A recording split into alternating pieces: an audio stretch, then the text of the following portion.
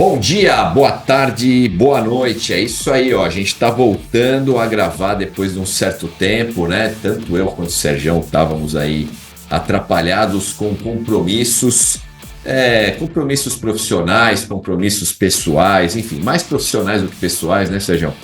Mas nós estamos aí de volta, né, para gravar para vocês. Bastante gente, inclusive, entrou em contato comigo. O Sergião, não sei se arrumou o Instagram dele aqui, mas a gente recebeu bastante mensagem aí. Pô, vocês não vão gravar, tá? Eu sempre respondi, ó. O Coach Chat não acabou. A gente só tá dando um tempo por conta dos compromissos que a gente tem. Agora tem muita prova e muito training camp, né? Começo de ano, final de ano é mais tranquilo, mas agora entram as provas, entram os training camps e a gente fica realmente mais ocupado. E como a gente até falou na volta, no retorno do Coach Chat, não é um podcast periodizado, então a gente não vai gravar toda semana. A gente vai gravar quando tiver um assunto legal e quando a gente puder gravar. Daí eu espero que vocês fiquem aí ansiosos em receber aí novos programas nossos, né? Então, bom, o assunto de hoje é competir ou não, né?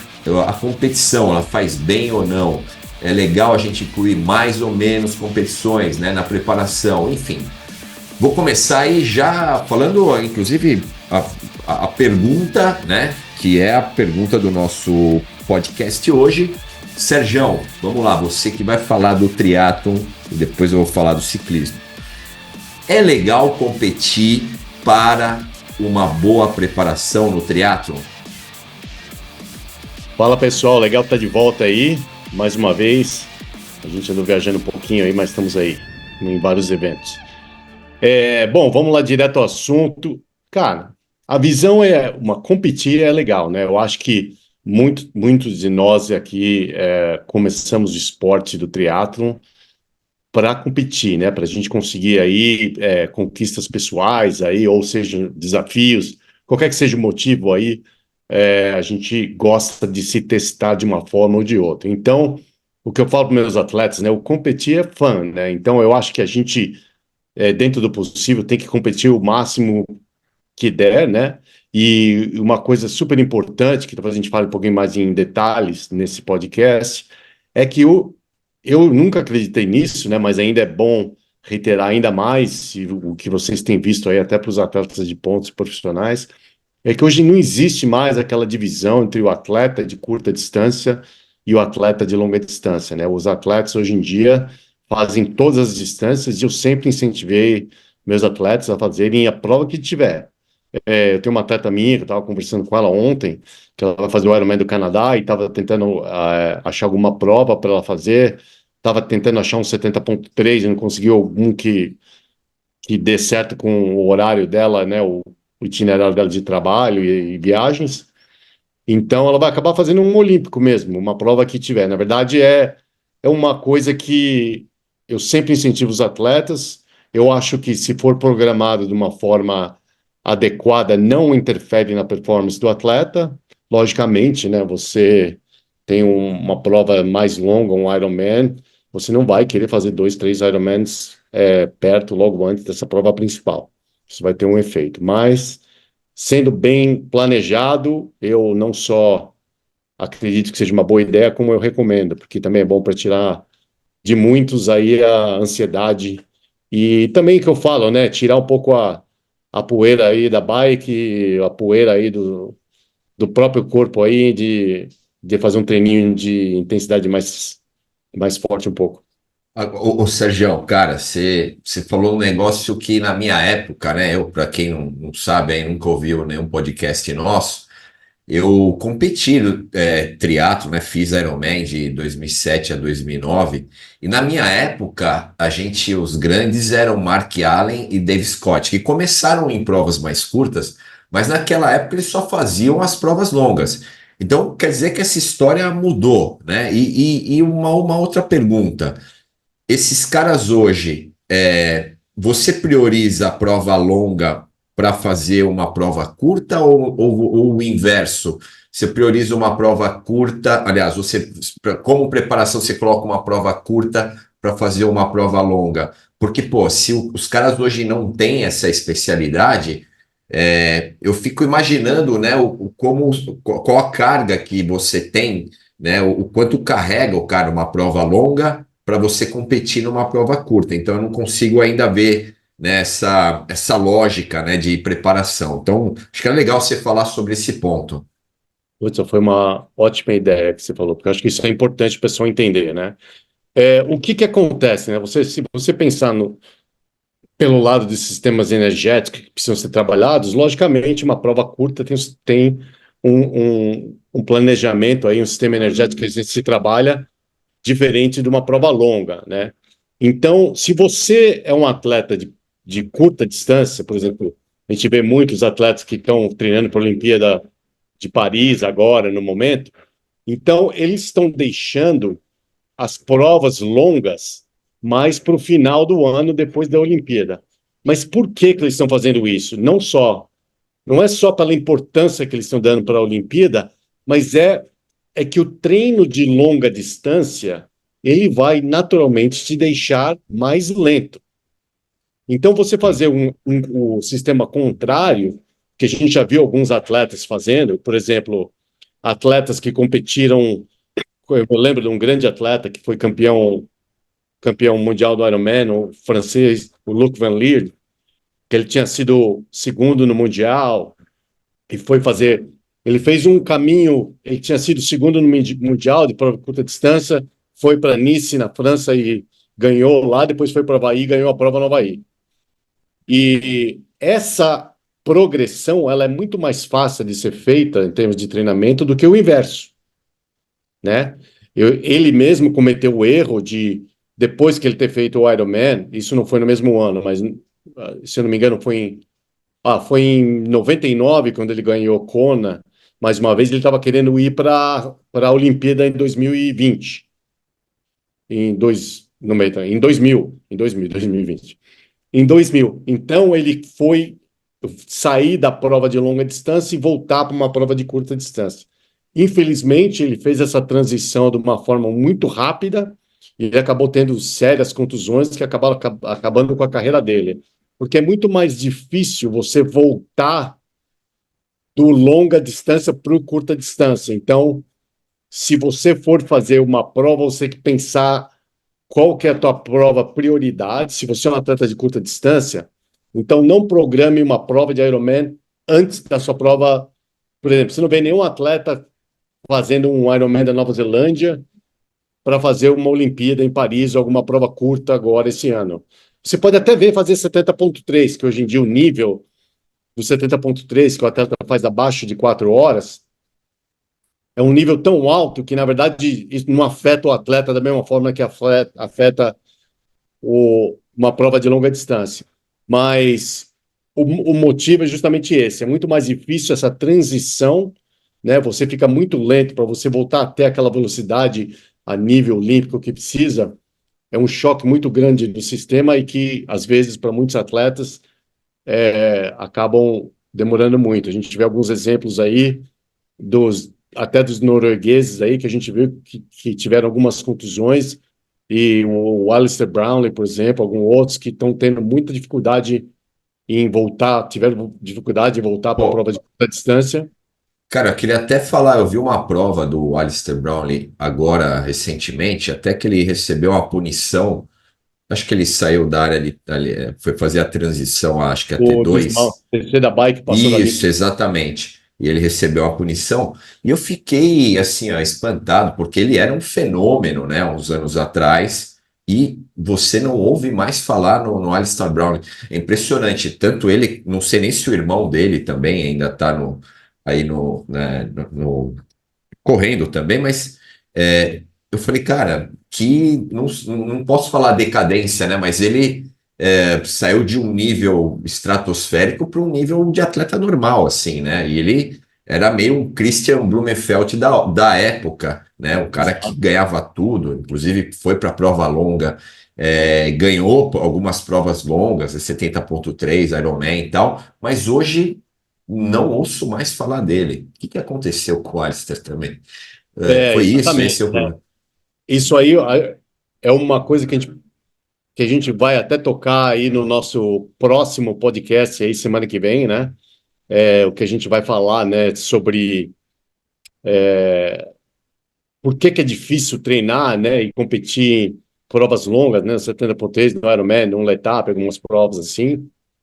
E tudo tem, na verdade, a ideia é a mesma, né? A gente tem que entender que tudo que você faz, você tem uma repercussão, né? Eu lembro que naquela época era muito famoso, eles eram conhecidos por chegarem a fazer 35, 40 horas de treinos semanais, anos Exato. após anos, né? E eles Uhum. passaram por muitas contusões, muito tem a ver também até pelo próprio estilo dele de corrida, ele corre na ponta dos pés, o que para a prova de longa distância, né? Isso aí, se depender da sua estrutura muscular em vez da sua estrutura óssea, isso aí vai acabar te afetando de uma forma ou de outra, né? Então, isso aí acabou afetando, e eu acho que isso aí foi um dos motivos, né? Outra também é isso que a gente estava falando, né? Essas transições, não é todo mundo que consegue adaptar essa transição de cima para baixo do mesmo nível. Eu acho que é muito mais fácil você ser um atleta de curta distância, faz um bloco de Ironman e faz uma prova e depois volta para treino de curta distância, ou você passar 1, 2 anos só fazendo treino para mais para prova específica longa e ter voltar e adquirir aquela velocidade. Eu acho que é um choque no teu corpo muito grande e você acaba pagando por isso. E acho até a gente também tem que comentar aqui, porque nós estamos falando de atletas com nível altíssimo, né? Caras que realmente se dedicam a vida inteira para o esporte. E existe uma diferença muito grande para o atleta amador, tá? Então toma muito cuidado, né? Porque os volumes de treino são totalmente diferentes.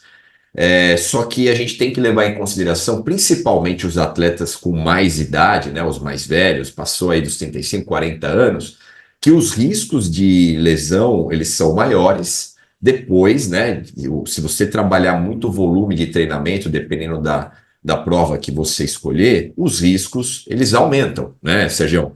E por isso que é legal, então, você fazer um bom planejamento, escolher, lógico, a prova ideal para você se preparar, para que você não tenha o problema da carga, né, dessa carga elevada de treinamento e um processo de recuperação não tão bom assim, e você não tenha problema de se lesionar antes do teu objetivo principal, tá? É uma coisa que a gente no ciclismo a gente talvez tenha menos, né? Porque eu acho que no caso do triatlo a gente tem a corrida, né? Que o impacto é o que detona o cara.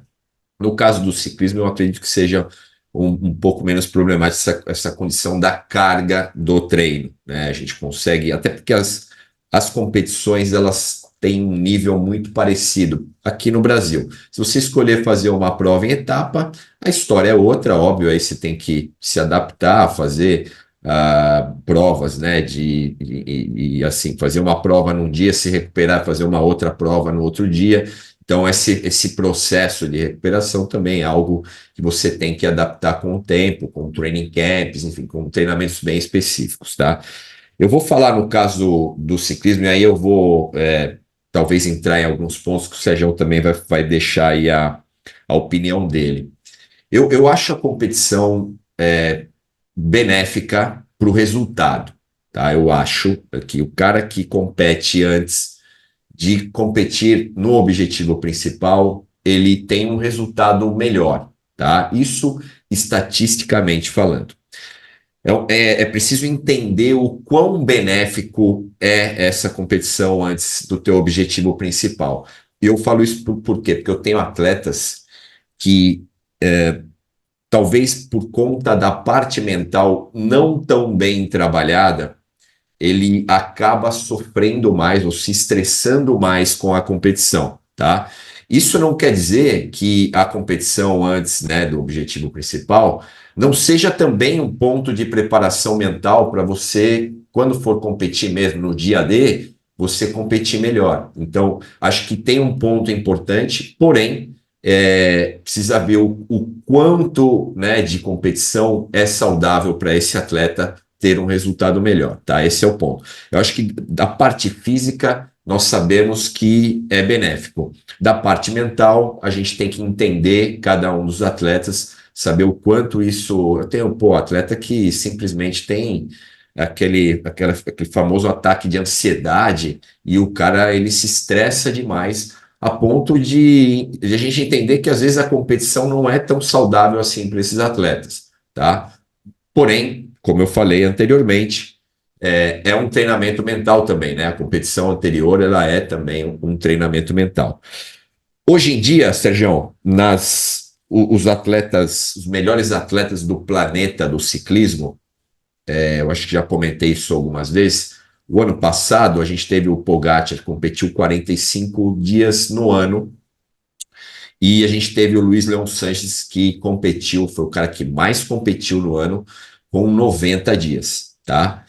Esses caras, muitas vezes, aí você fala, pô, esses caras têm como escolher? Não, a equipe programa a competição desses atletas e esses caras têm que competir, ponto, eles têm que estar preparados. E muitas das vezes a competição é a preparação desses atletas. Mentalmente são muito fortes, são caras já muito bem preparados, desde a formação, eles já são acostumados a competir muito, e isso é muito diferente do atleta amador. Eu tenho um atleta aqui que é um atleta do Sub-23 que está correndo em Portugal, e ele tem competição quase toda semana. Aí você fala, pô, como é que eu, né, periodizo, como é que eu consigo organizar o treino desse cara? Ele vai usar a competição como preparação. Faz parte do treinamento dele, sabe que não é o objetivo principal aquela prova e simplesmente ele está lá porque é uma exigência da equipe.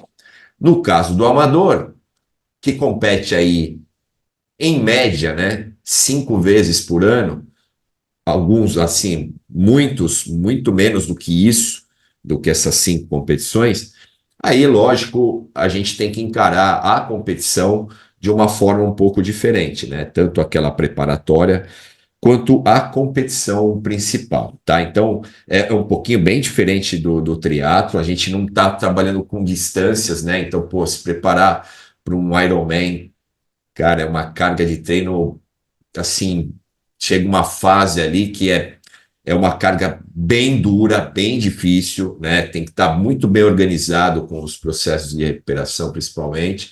E isso no ciclismo é um pouco mais diluído, porque as provas depende muito do nível do cara, mas vamos falar as provas aqui do Brasil, a duração das provas é entre 3, os caras são os melhores, competem aí umas 3 horas, e os que são piores em torno de 6 horas. E é mais ou menos por aí, né? Dificilmente vai se igualar a uma carga que tem o Ironman. Acho que a maior parte, o Sérgio pode falar melhor do que eu, mas na minha época, os caras, a maior parte das pessoas completavam entre 11 e 13 horas, e ainda com o impacto da corrida que não existe, né, no caso, na questão do ciclismo. Então, nós estamos falando de cargas bem diferentes, né, do triatleta para o ciclista. Mas, enfim, só para dar um pouquinho do parecer do ciclismo, eu acho legal, tem que entender o atleta. Nós não temos tanto problema com essa carga de treinamento, e o cara que gosta de competir mais, ok, mas a gente também tem que entender se essa competição ela é saudável e se ela realmente vai fazer parte da preparação de um objetivo principal, né? Sergião, vamos lá. Eu falei aqui em relação às cargas de treinamento, né? Você encara a competição no triatlo como uma carga de treinamento? Ou você, por exemplo, não, é um objetivo, tem que dar um belo de um tapering antes, um belo de um tapering depois, e você precisa colocar a última competição antes do objetivo principal em tantas semanas antes. Eu queria que você falasse um pouquinho desse planejamento aí, no caso do triatlo, de colocar as competições, quando você faz isso, né? Você tem um objetivo tal, quando é a última competição, por exemplo, né? Quantas semanas antes é a última competição antes desse dia D?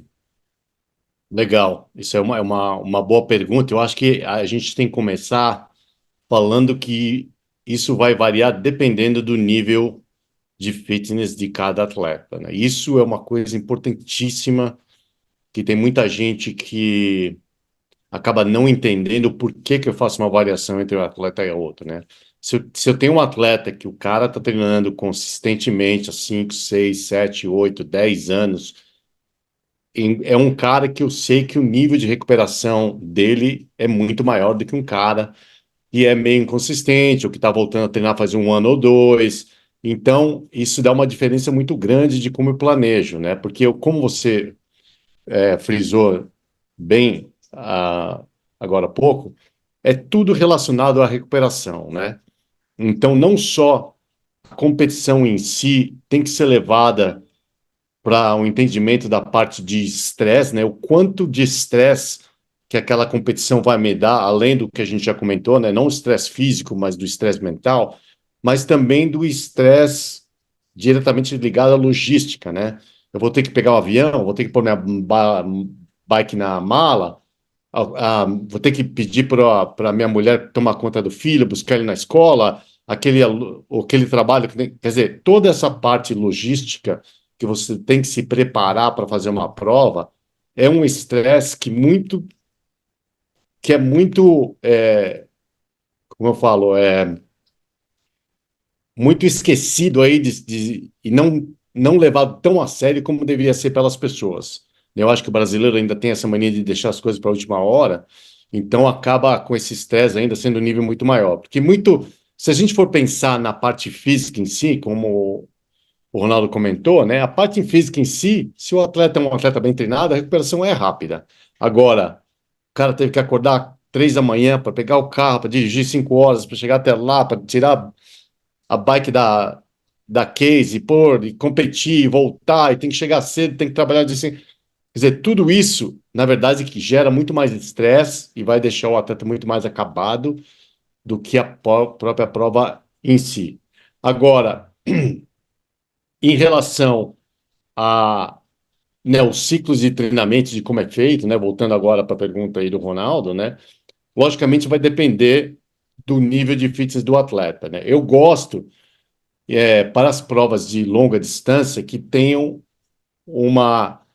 pelo menos aí um período de 6 semanas antes da prova para não competir, para focar realmente em fazer um treino mais aeróbico, né, em continuar aquele acrescente aí da capacidade aeróbica do atleta, né, porque eu começo meus builds de Ironman assim, geralmente 8, no máximo 10 semanas antes da prova, eu não faço nada muito longo antes, logicamente baseado numa fundação, num fundamento de treinamento bom que o atleta fez. Então, esses 6 semanas antes aí, eu geralmente falo para o atleta não colocar nenhuma prova, mas pelo sentido desses outros estresses, o que ele vai perder de treino, né? Se ele for colocar alguma prova, né? Eu tive o atleta que quis fazer um meio Ironman, que era na cidade dele, lá na Nova Zelândia. Tal. Eu falei, bom, você vai fazer esse treino, em vez de você fazer o seu treino de transição de sábado e domingo, que você geralmente vai fazer, você vai fazer esse meio Ironman, domingo você pedala 4 horas, né? Então é um atleta que eu sei o nível dele físico de recuperação e ele foi, fez a prova e chegou no dia seguinte, ele fez um treino de 4 horas bem leve de pedal e estava tudo pronto. Logicamente, ele não teve um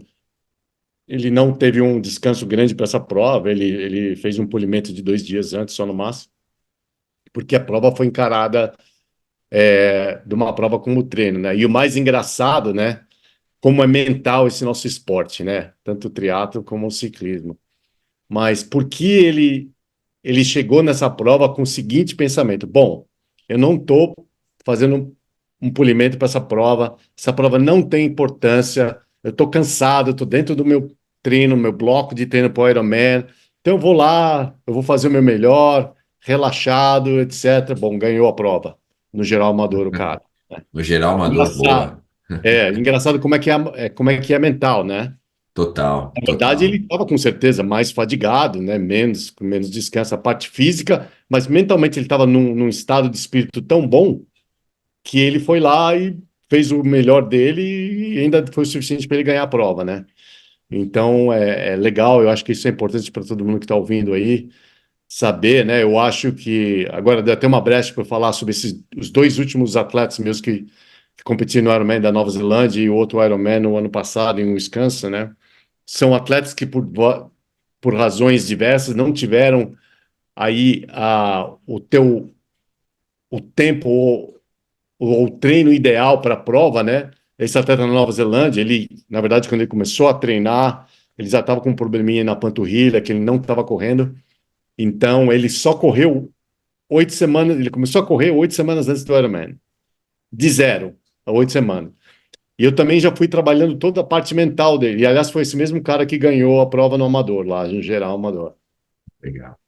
E ele foi, na verdade, né? O cara, você imagina, né? Nós, como técnicos conscientes, né? Pessoal, presta atenção nisso. Eu não deixei ele correr nada. Ele fez uma corrida de 1 hora e 45, que foi a mais longa corrida que ele fez antes do Ironman. Hum. Porque seria estúpido da minha parte pegar um atleta que sai do zero, sem correr, e falar para o cara correr. É ideal ele correr com 1 hora e 45? Podia correr um pouquinho mais? Podia. Mas aí eu chego naquele ponto. Eu dou uma corrida a mais que vai interferir na recuperação, vai aumentar a chance de contusão, ou eu deixo o cara chegar na linha de largada do Ironman feliz e saudável, pronto para competir.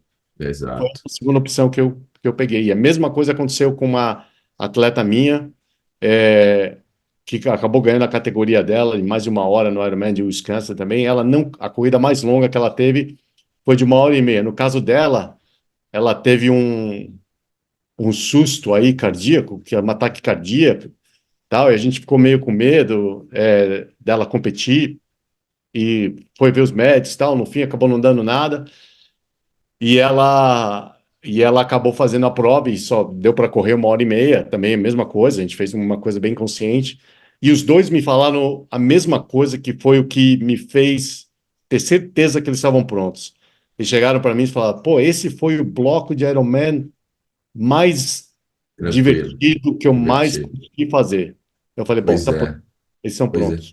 Não, e é engraçado, né? É uma parte psicológica importante, né? Porque você tem um atleta que confia muito no treinador e você passa o treino mais curto e ele fala, ok, legal, e ele se sente bem. E aí você tem o inverso, você tem o cara que, se ele não fizer um longo, ele vai ficar com aquilo na cabeça e, sei lá, você falou 1 hora e 45, ele tem que treinar lá os seus 35 quilômetros, que é quase a metragem, né, que você tem na maratona. Ele tem que fazer, porque senão ele vai chegar na largada e vai ficar com aquilo na cabeça. E eu vou falar da minha experiência como treinador na época, como triatleta e agora também no ciclismo.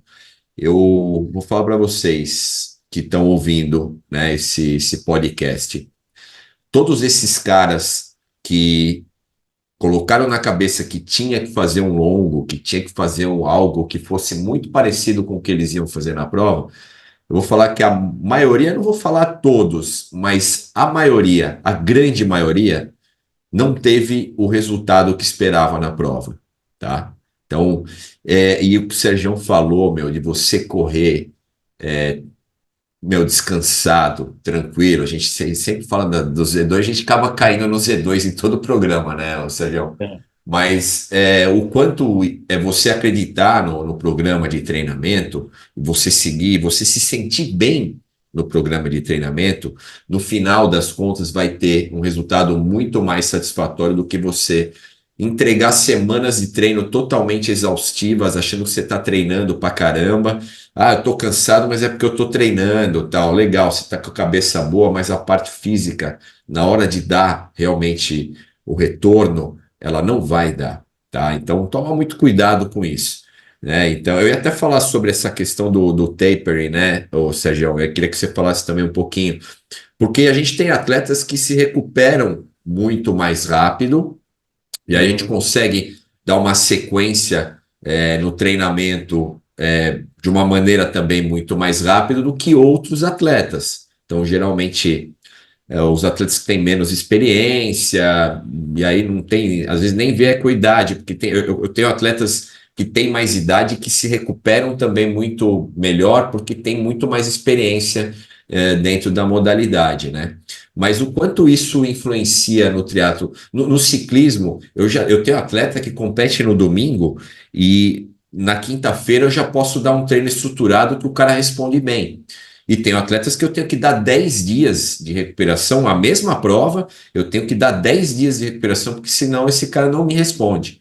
Como que é no triatlon para você, assim, é pelo menos uma ideia geral, né, do pessoal que você trabalha?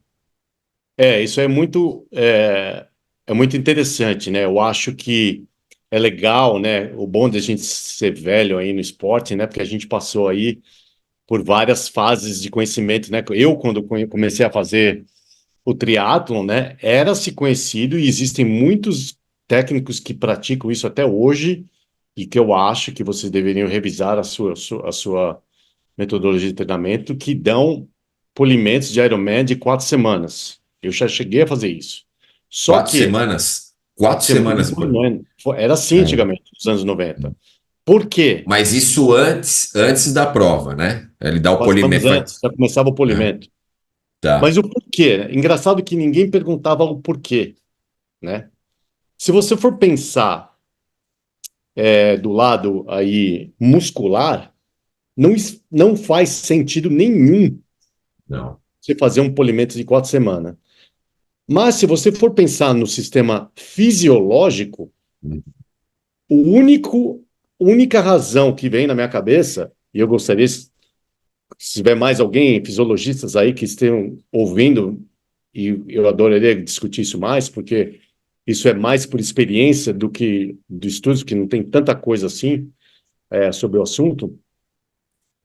Ao meu ver, porque provei em atletas e comigo mesmo, se você precisa fazer um polimento de 4 semanas, significa que você está frito. Hum. Você fez um treino muito aquém do que você precisava fazer, você realmente detonou o seu sistema hormonal, você está num buraco tão grande que esse 4 semanas, para alguns, ajudava a sair do buraco e o cara competir. Mas eu acho que estava longe do primeiro, do cara competir na sua melhor performance. Primeiro, como o Ronaldo acabou de mencionar aí, que muitos atletas não competiram na capacidade que eles deveriam competir. E segundo, que é uma fase que mentalmente é muito difícil, né? Então, inclusive, eu falo isso sempre com meus atletas. Quando eu chego segunda-feira, eu falo aí, como é que você está se sentindo? Eu falo, minha perna está um pouco dolorida e tal. Eu falei, bom, eu não quero saber da tua perna. Quero saber como é que você está no nível de energia. Porque, na verdade, o nível de energia, essa pergunta que eu faço para o atleta, é mais para saber o efeito hormonal no corpo deles. O que eu quero dizer? É aquele, se você faz seu longo de domingo, você acorda segunda-feira e você fala, nossa, tô morto, quero ficar na cama, tô acabado. Pessoal, não é normal isso. Tem alguma Isso coisa é errada. o teu corpo está te dizendo que você fez alguma coisa errada, ou muito volume, ou muita intensidade, ou mistura dos dois, ou você está ficando doente. Alguma coisa você está feita errada. Não é normal. Eu já fiz isso e passamos por isso. Eu treinei anos e anos exausto também, Ô, até ô, descobrir que isso ô não é uma coisa. Sérgio, desculpa te interromper. Será que essa história das 4 semanas é uma história antiga, né? Sim, É, aquela periodização. será, mas será que no caso do triatlo, tá, pessoal? Não estou falando do ciclismo, mas será que no caso do triatlo não foi porque as cargas de treino antes elas eram maiores? Então, eu, por exemplo, cheguei a fazer 150 a 32 no mesmo dia. Então, eu tenho Tá. certeza que não se faz mais isso hoje. É. Mas será que não seria por conta disso? Ela falou, pô, vamos dar 4 semanas, porque tem cara fazendo dois Ironmans, né? Ele faz um Ironman no treino e depois vai fazer o Ironman da prova. Será que não era por causa disso? E aí os Sim, caras foi o que eu falei, né? continuam É, com essa versão, né? E a sim, metodologia sim. mudou, né? Foi o que eu falei, né? Na verdade, porque o cara já estava frito, o cara tinha feito muito treino, né? Eu mesmo, naquela época, né, que eu morei na Califórnia, eu estava lá nos anos 90, né? Eu cheguei a fazer 33 horas de treino por semana. E eu passei por isso, entendeu? É uma coisa que hoje em dia atleta que faz 30 horas por semana é para atleta profissional, e isso ainda mais é um ou outro aqui e ali, mas a média está no 25, 28 horas aí, que a gente vê de atleta. Atleta Então, amador ou profissional? mesmo profissional, né? Mesmo profissional. Tem umas exceções raras, né? Que espero que as pessoas não estejam se espelhando nessas exceções raras. Mas, então, só que naquela época, atletas amadores, assim, quem queria ser mais, assim, no nível mais alto, a nível amador, estavam fazendo isso de treino. Foi por isso que eu cheguei a fazer isso de treino. Então, era uma coisa que era meio que normal, né? Só que eu não sabia que eu estava cavando um buraco para me É. jogar lá dentro no É, futuro, né? os processos mudaram, né? A informação, Claro. enfim. Eu acho que assim, vieram caras que no ciclismo é assim também, vieram caras que testaram novas metodologias. Eu acho que isso, inclusive, não, a gente está falando aqui de triatlo e ciclismo, mas inclusive aconteceu também na corrida de rua. Se você pegar, tudo bem, os quenianos, tal, mas se você pegar o treino dos quenianos, hoje mesmo eles que são aí, eu falo queniano, mas você tem etíope, você tem outras nacionalidades, eles estão com uma carga de treinamento muito menor do que eles tinham antes. Ninguém corre 4 horas para fazer uma maratona, né? Muito menos esses atletas. Esses caras aí fazem treino de 1 hora e meia, 1 hora. E o pessoal acha que eles correm para caramba. Não, eles correm para caramba, sim. Eles são muito rápidos, mas não é porque eles treinam horas e horas, né, todos os É, dias. isso é uma outra Então, coisa que as pessoas às vezes não. É, por isso que eu falo, sempre em treinamento, a gente tem que ver treinamento em termos de total de horas, né? Não em quilometragem, né? Isso aí exato, porque existem quilômetros e quilômetros dependendo de cada um. Mas só exato. finalizando a parte do taper aí, do polimento, né? Então eu acho que hoje em dia, né? Como eu faço aí um bloco de treinamento de Ironman de 8 a 10 semanas no máximo, meus atletas fazem um polimento no máximo de 2 semanas, mas a média de 7, de 8 a 10 dias, Legal, em termos de legal. polimento, né? Porque é o que eu falo, né? Você, se você tiver com o seu sistema energético, né, e hormonal balanceado, você só vai precisar realmente da recuperação muscular. Se você tá com o seu sistema hormonal todo fodido, né, dizendo, desculpa palavreado, você vai ter que ter uma recuperação que demora muito mais, né? Tanto que a gente fala, né, quando você ouvir falar em overtraining, né, o overtraining, ele não é um problema muscular, ele é um Exato. problema hormonal Fisiológico. fisiológico. Exato. Né? Você não é que você não consegue treinar porque o teu músculo não recuperou, você está com ácido lático, está, né, tuas microfissuras musculares, nada disso. É porque você está sem nenhuma energia, né? O teu corpo está É. num O desbalanço. pessoal confunde muito, né, overreaching Né? com overtraining. São coisas bem diferentes, tá, pessoal? A gente vai falar, acho que a gente até gravou um podcast para falar sobre esse assunto. Tá lá atrás, quem quiser procurar para ver, né? Mas existe essa diferença que o pessoal confunde muito. Os processos são diferentes. Um processo você consegue reverter em 1, 2 semanas, e o outro você demora muito mais tempo que isso. São meses, né? Muitas vezes são meses de recuperação. E está muito mais ligado, como o Sérgio falou, à questão hormonal, fisiológica, do que uma questão neuromuscular, né? Eu vou falar um pouquinho do ciclismo, Sérgio, em relação a isso. Eu já falei agora um pouquinho, né? Os atletas profissionais, eles competem, como eu falei, praticamente toda semana, né? Se pegar agora esse período de clássicas, né? Você tem na sequência a Volta de Flanders, Paris-Roubaix, Flash Wallonne, Liège-Bastogne-Liège. Então, não dá para você ficar fazendo uma periodização, né, certinha, os meses, né, tudo controladinho, tudo planejadinho, porque esses caras, como eu falei, usam a competição. Inclusive, saiu uma reportagem do Knowledge VAT, que como é que se fala? Um Instagram eles têm Instagram, tem o X também, que fala bastante, né, sobre dados de treinamento e tal, e eles escreveram um texto lá para falar um pouquinho da vida cotidiana de um atleta profissional desses nível World Tour.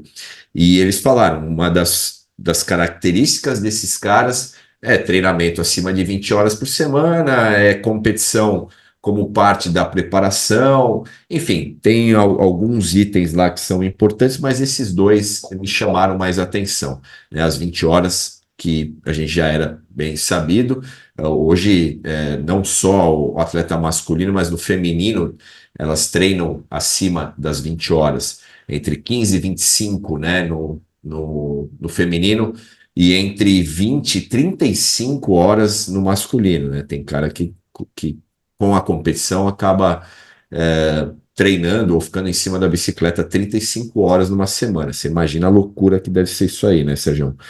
Então, existe essa, é, é, é, essa projeção, né, pro nível World Tour, aquele mais alto, mas para o nível amador, a gente também vai depender muito, como o Sérgio falou, do fitness, da condição de recuperação de cada atleta. A gente pode colocar, eu tenho atletas que competem, dependendo do mês, 2 ou 3 vezes, são 2 ou 3 finais de semana, e competem muito bem, né, numa organização de treino, aplicando polimento e tapering na maneira correta, e não deixam de fazer treinos estruturados nesse meio, né, de continuar a preparação. E eu tenho atletas, óbvio, que quando faz, por exemplo, participa de uma competição, né? Nós estamos gravando hoje aqui uma quarta-feira antes do Giro de Itália, que na minha opinião é a competição mais dura do Brasil, né, de ciclismo amador. E o cara que vai competir no domingo, essa competição, muitas vezes precisa, assim, de 1, 2 semanas, 10 dias ou até mais de recuperação, porque a prova realmente ela é muito dura. Então, afeta não só a parte neuromuscular, mas a parte hormonal fisiológica também. Então, depende de cada um. Eu já tenho um atleta que pode competir no domingo e na quinta-feira já está fazendo também o estruturado. Então, a gente tem de tudo. Mas cada caso é um caso. Não adianta a gente aplicar a mesma fórmula com todo mundo, porque é certeza que isso não vai dar certo. Depende muito, pessoal. Olha, o Sergião vai confirmar isso para mim, mas depende muito do feedback de cada um, né? Feedback de vida, né? Porque tem caras que têm estilos de vidas totalmente diferentes e a gente tem que entender, né? Tem que enxergar o treinamento do alto, né? Tem que ver tudo o que está acontecendo na vida do cara para realmente saber se esse cara se recupera mais rápido ou não, se ele vai precisar de mais tempo, né? Então, acho que é isso. Sergião, você quer falar mais alguma coisa do assunto? Porque a gente vai falar, a gente falou, deu uma antecipada aqui de muitas das coisas que a gente vai falar também a semana que vem, né? Isso. Mas desse tema nosso hoje de competir ou não, você quer falar mais alguma coisa? Você acha Não, legal? eu vou aproveitar para fazer um comentário que aconteceu essa semana aí, que está no noticiário, né? Porque também fala aí da diferença um pouquinho do ciclismo e do triatlon, né? Eu não sei se vocês conhecem, existe um triatleta profissional que também é ciclista, chamado Cameron Worth. Ele é do Team Ineos. Conhecidíssimo, sim. E se você acompanha o ciclismo, você sabe que esse fim de semana passado, agora, tiveram dois Spring Classics, né? Se eu não me engano, acho que o Bastogne Liège foi na quarta, Liège-Bastogne-Liège. Não, não. O Flash Ballone foi na quarta eu acho que e foi na Liège-Bastogne quarta, no domingo. foi no domingo. E ele é um domestique do Ineos. Então, o que Uhum. que ele fez? Ele fez a prova no domingo, fez a prova na quarta, que se você acompanha o ciclismo, você sabe que essas provas não são fáceis. Prova Elas são extremamente dura, intensidade provas altíssima o tempo inteiro. muito alta. Aí ele pegou o avião na quarta-feira, chegou na África do Sul e fez o Ironman da África do Sul nesse domingo e ficou em terceiro lugar. Não, o Cameron ele é famoso, né? Porque o ano passado ele fez a Paris-Roubaix, que é uma das provas mais duras que tem no circuito, não só porque corre no paralelepípedo, mas porque o nível de intensidade, se pegar os caras que andam na frente, todos eles têm um NP acima dos 400 watts.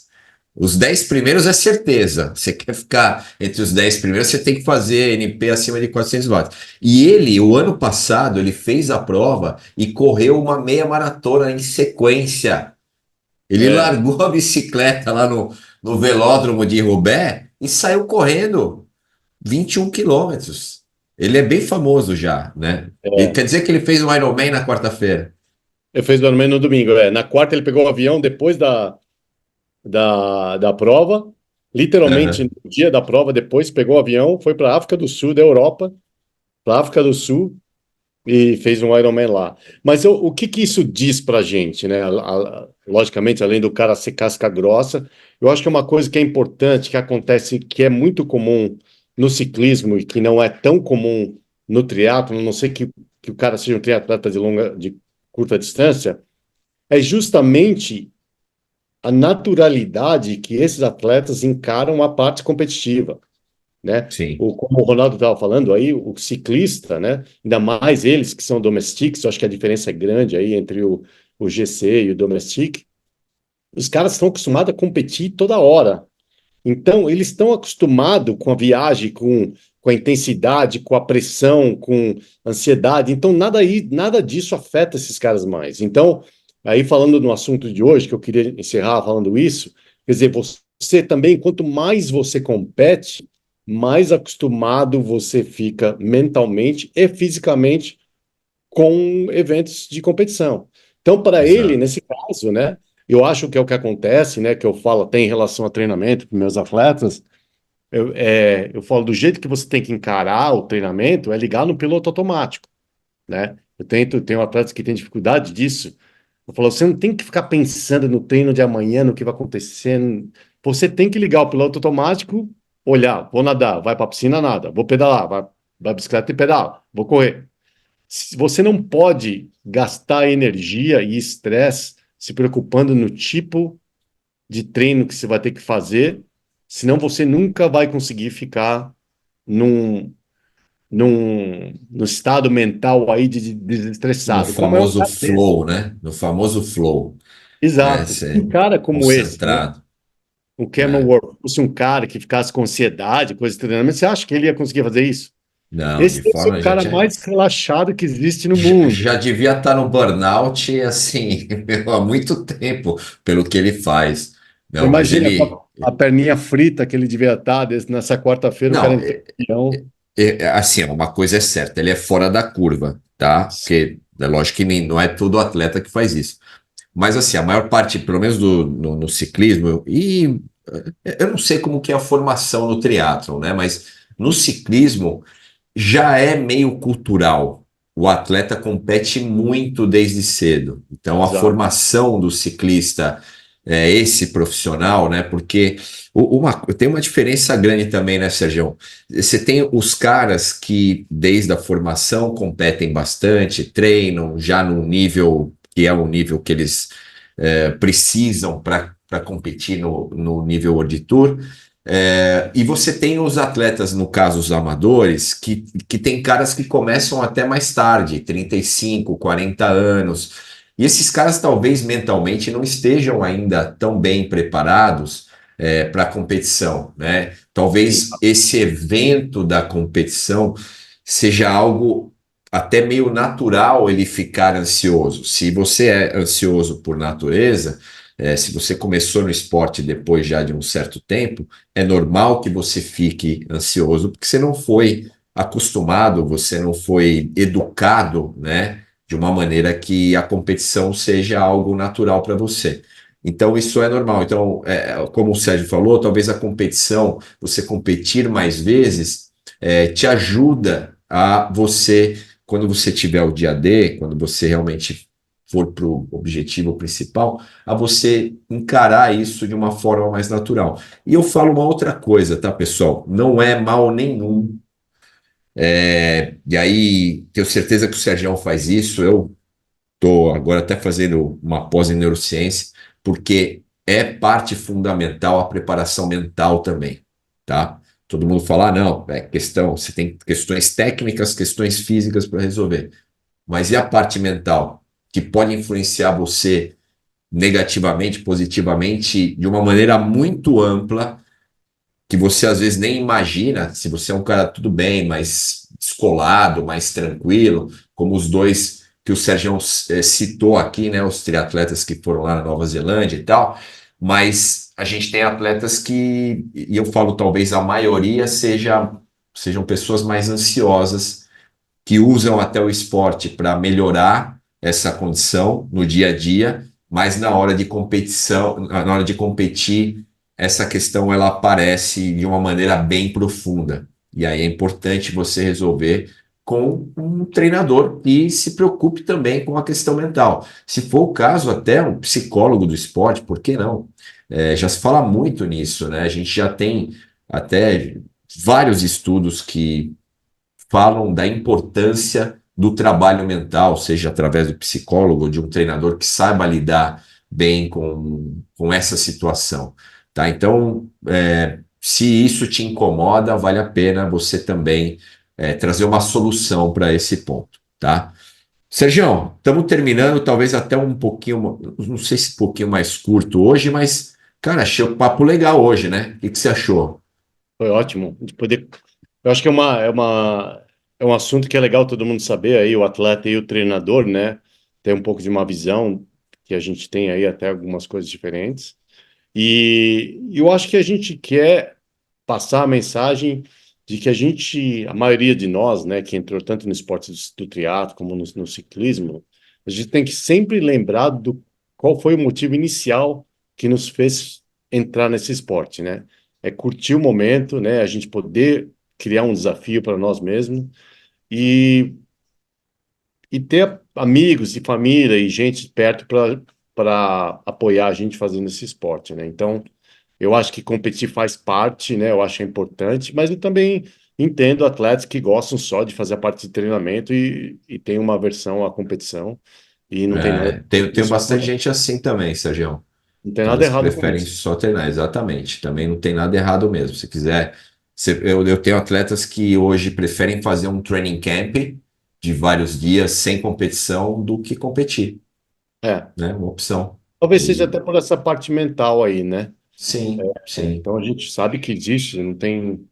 Eu acho que é legal até, né, desse pessoal, apesar de não estarem competindo, né, eles entenderem a importância de ter um direcionamento adequado sim, para não se machucar e para não ficar exausto e para conseguir ter uma vida com, normal aí com com certeza. família e trabalho e tudo ao lado. Exatamente, Mas não exatamente. percam o próximo, porque eu acho que vai ser muito legal. Só para dar aí uma entradinha para vocês que aí que Um estão curiosos, spoiler. um spoiler alert. É, eu, quando estava agora em Florianópolis, no 70.3, eu vi um atleta que eu fui perguntar para ele: você vai competir? Não, vou fazer o Ironman daqui a um mês. Eu falei: nossa, que legal, é o seu primeiro Ironman? Ele falou: não. Ele falou: sim, primeiro e último. Eu falei: nossa, por quê? Ele falou: pô, nunca mais. Eu falei: por isso, pô, não dá pra você fazer esse negócio de Impactante, treinar né? para Ironman. É. Daí, logicamente, né, eu fui perguntar para ele: mas posso perguntar quantas horas por semana você está treinando? E ele me falou: 25 horas por semana. Então, imediatamente, né, me surgiu essa vontade de fazer esse podcast. Que, pessoal, vocês que estão ouvindo, se vocês estão passando por isso, você que é treinador que faz isso, pessoal, vocês têm que encarar o treinamento do triatlon como apenas uma parte dos estressores que as pessoas têm na vida. E na hora de você pensar em termos de treinamento e recuperação, tudo tem que ser adicionado. Um cara que estava lá com a esposa, com o filhinho, que trabalha, você dá um treino de 25 horas por semana nesse cara, é um crime. É quase você dar uma droga para o cara se tornar um viciado e morrer. É isso Então, aí. a gente Cara, tem que falar isso, porque ainda mais se você ama o esporte, como a gente ama, a gente não quer perder mais um, né? Mais um mas atleta. perder Porque, na mais um verdade, guerreiro. a gente já, Perdemos mais um guerreiro, Sérgio. Esse cara pois é, não vai voltar. esse cara, com certeza, e quantos já aconteceram isso?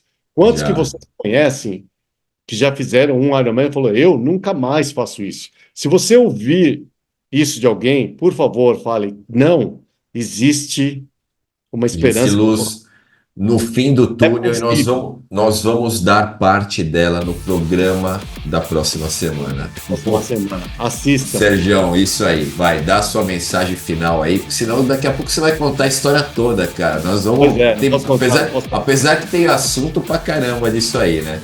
Tenho Mas, bastante. meu, Vamos falar melhor tudo isso na semana que vem, tá, pessoal? Então, Sergião, mensagem final aí. Galera, mais uma vez, ouvintes. grande abraço. E a gente promete aí tentar gravar mais. Como o Ronaldo falou, né? A gente está com... Eu digo que são afazeres profissionais, mas também é uma coisa que a gente curte, né? Eu estava viajando em Nova Zelândia, em Oceanside, em San Diego e em Florianópolis, 70.3. Não só como técnico, mas também com esse produto que eu estou importando para o Brasil agora. Mas é mais porque a gente tem uma paixão de estar lá nos eventos, de poder conversar com as pessoas, compartilhar um pouco da nossa experiência. Foi ótimo conhecer tanta gente e poder falar um pouquinho também sobre treinamento e outras coisas. Então, esse é o motivo que nos deixa um pouquinho longe do podcast, mas a gente vai fazer o máximo aí para gravar o mais frequente possível. Isso aí. Beleza, obrigado, Sergião. Bom, eu também, tá, pessoal? Viajei, tive um training camp aí na Espanha, depois voltei, tinha Cunha, enfim. Tem agora o Giro de Itália, então a vida é corrida, mas tenho certeza que assim, ó, o Coach Chat não vai acabar, tá? O que a gente não promete é gravar toda semana, porque não dá. Tanto eu quanto o Sergião, graças a Deus, nós temos muitos afazeres e o podcast pra gente é um negócio que a gente curte fazer, né? A gente curte passar informação para vocês. Então, só que, lógico, a gente também tem os nossos compromissos profissionais e a gente também tem que cumprir, né? Grande parte da semana nós temos obrigações aí que tem que ser cumpridas. Obrigado aí, todo mundo. A gente se vê na próxima semana. Um abraço. Até mais.